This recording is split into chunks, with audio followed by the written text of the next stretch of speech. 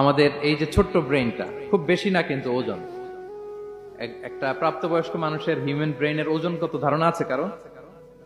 হ্যাঁ, কত? 3 পাউন্ড।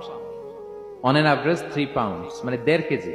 এই 1.5 কেজি ওজনের ব্রেন দিয়ে আমরা পৃথিবীতে এই সভ্যতাগুলো বিনির্মাণ করেছি।